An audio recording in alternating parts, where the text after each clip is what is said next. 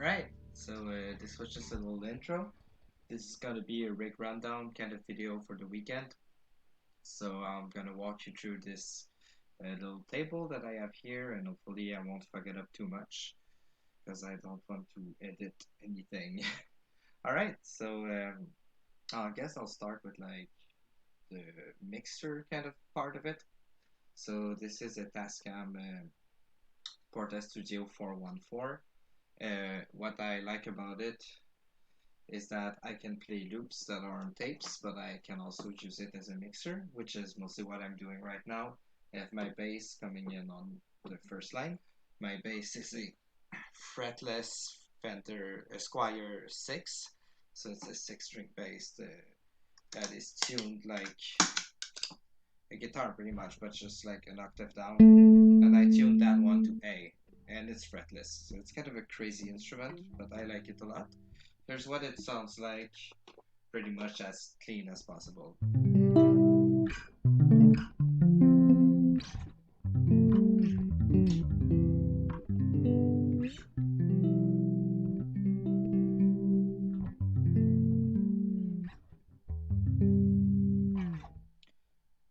So obviously I like doing these kind of chords on it, but like it can also sound pretty good as just a normal bass sound.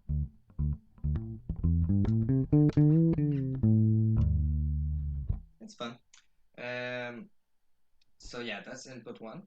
And then basically it works with the effect sands.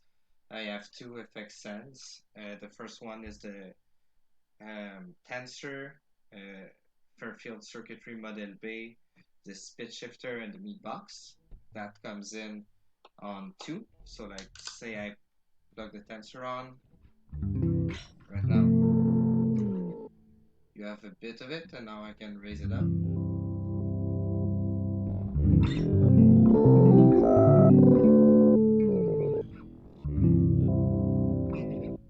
So that's kind of neat, and especially with the tensor, it's fun to pan it, which is what I'm doing with the other loop, which is basically this whole half of the pedalboard, which is a zoom multi-stomp, count to 5, that's the 856 for Salarzan, and this is the Zoya from Empress.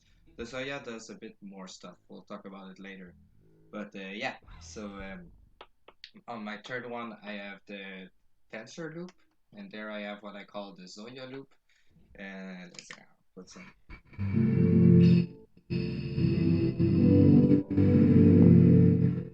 That's kind of cool. I can pan them and like bring them both in. I can see a bit of that.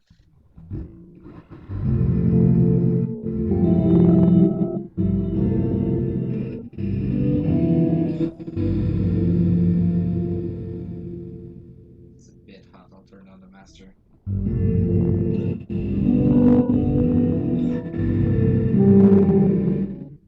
So you can hear a bit of a lo-fi crunch that comes from that. It overloads a bit. I'm kind of doing it intentionally a bit gainy, and sometimes yeah, it doesn't like very bassy sounds. So on the subject of bassy sounds, basically the meat box, it has a stereo splitter, which means that I can have the only synth sound coming in the sub inputs there. So not the sub inputs, it's like the auxiliary ends. So I can have like the sub sound on its own. Shit.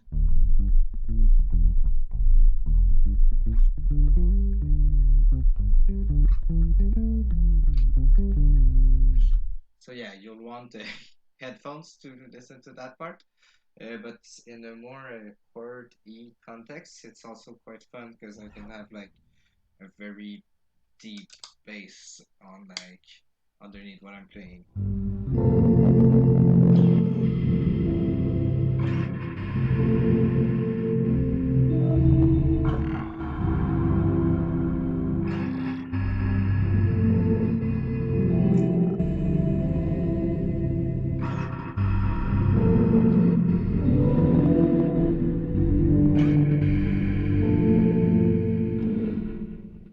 That's kind of a cool vibe as well. But yeah, I don't use it all of the time.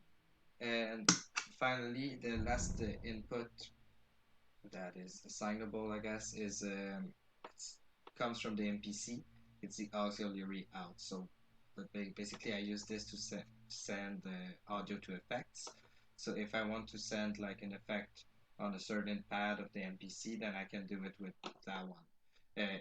The MPC's main thing comes in the sub in right there, and there's no way to like patch it. So it comes through like that works, but like I can't send it to effects, but I can assign the assignable output to effects. So like, yeah, that should be working.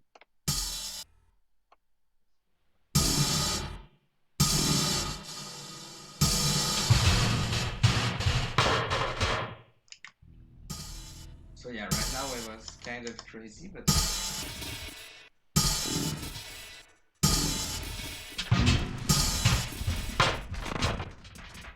it can make for some very nice messed up samples. And what's fun is that like the rest of the beat can stay clean.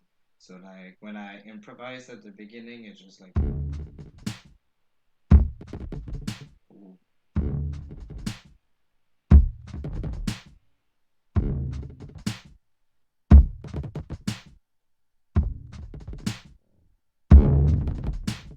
So yeah, there's something there. That's kind of fun. Okay, so like now let's get on to the MPC. It has only samples that I loaded in there. I cleaned up the whole memory. It's pretty upgraded. It's an MPC1000 if you don't know. Um, I have the fat pads and I have new sides for it because I felt like they would look cool if they fit. It has JJOS. It has a free version for now because like I'm kind of, I don't know. Uh, I have the trial version of JJOS 2 XL, but like I'm learning the ropes and I'm happy to do it on like kind of an improved version of what was the original software because there's a bit better documentation for it. But I'm sure that I'll love JJOS once I commit to buying it. Whatever. The MPC is really great. I've had it for about a week. It's basically the core sound of the setup, and it's very interactive with the rest because I can record in very much whatever I want to. So what's fun with like the record in?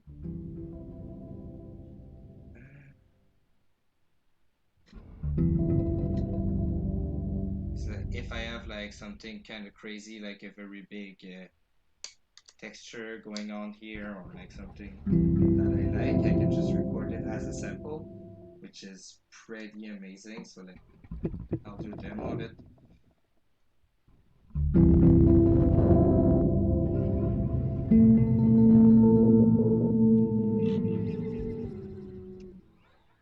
All right, so that's it. That's all there is to it. So now I have it, and I can just go back here, open program. There it is. It's pretty quiet though. So that's easy. I just mode, trim, sample tree, edit, normalize. So yeah, it's kind of a lot of stuff to learn, but it goes so quick once you do it. And I'm not good with it yet. I really want to learn it as an instrument. So yeah, now here's that sample that we just made. That's kind of fun. Like let's add it to the beat. Why not? Let's do it in track two. Track. All right. So yeah.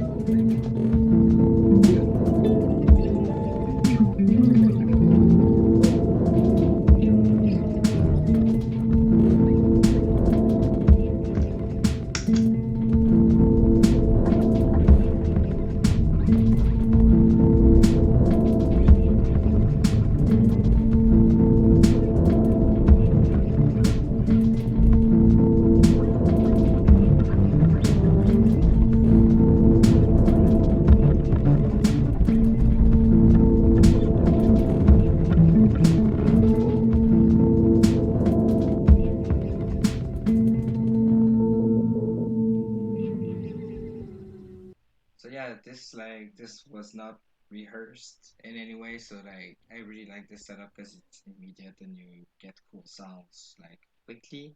What I find is that I tend to gravitate towards the same kind of chords or kind of textures, which is something I'm trying to actively undo. But that's not the fault of the setup. That's like, on me. But yeah, I guess there's a lot of focus on like pitch shifty stuff. So we can talk about pedals like real quick, like what I like about all of those. The Zoom is real great because it's basically the world's best tuner, and it has a bunch of cool patches with. Let me just. Oh yeah.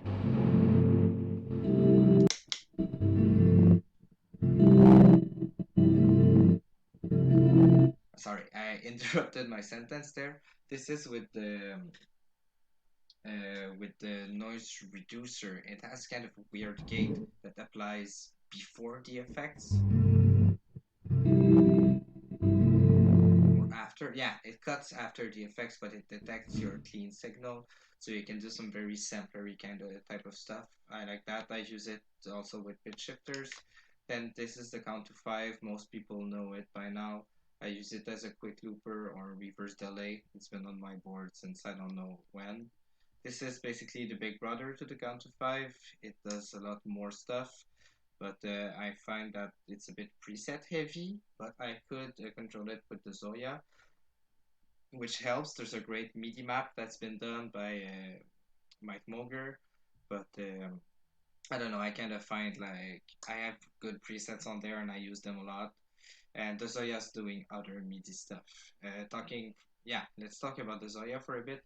This is like the second brain of the setup. It can send some MIDI data to the MPC, so that this can have like crazy sequencers that this doesn't have. This is very linear. This can have like insane algorithms that do sequencing. So basically, it will send this MIDI to the MPC. I haven't done it yet, but I know it works like conceptually. Because yeah, this is a brand new setup. You can see all of the wires are messed up. Um, but there is also a receiving MIDI from the MPC, which is like real fun. Let me show you a sequence that I did the other day with no effects.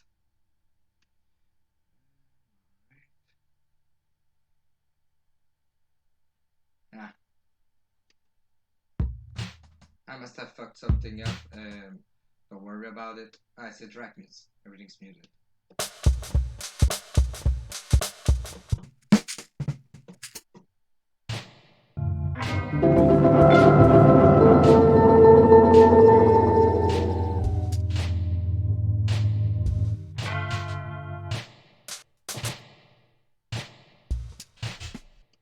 Oh shit, sorry, this was a real mess because I'm pretty messed up in like which sequence is which, so I'll just do it live. Who cares?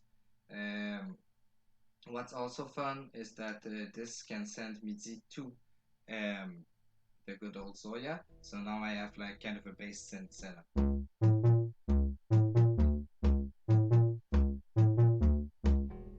What's fun is that this is also, yeah, it's only MIDI connection, so it does not take space on the MPC. And the Zoya can be a really great bass synth.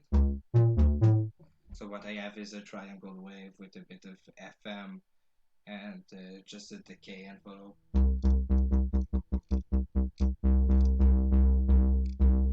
A filter. The amount of filter you get. It's all pretty damn neat for real, and nice. It's cool like to put it in like a sequence, so like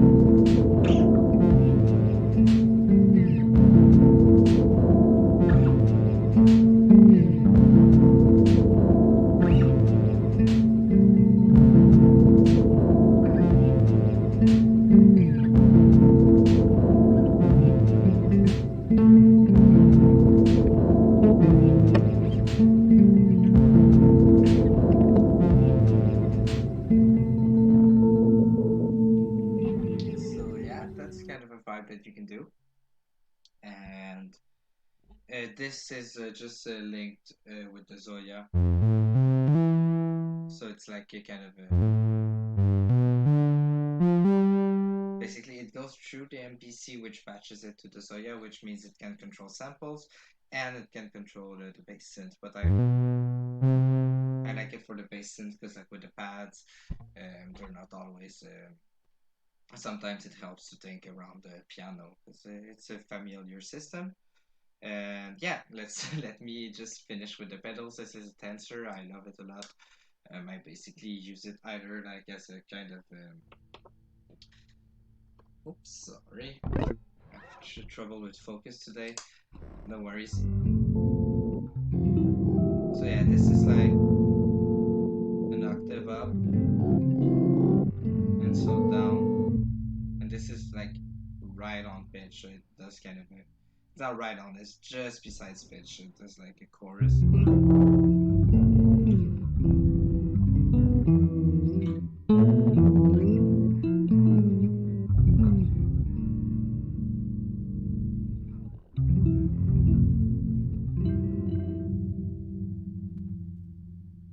So yeah, all right. Then it's the good old bus pitch shifter delay. I really like that one. Um, it's like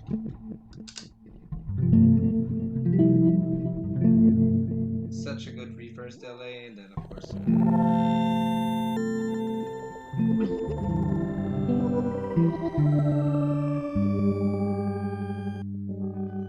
And the detune is so good. Sorry, I hit one of the pads.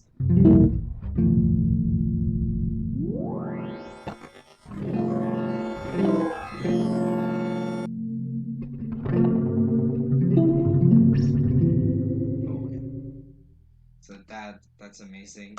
Um, I've talked about the meat box. It's probably the best bass synth I've ever heard.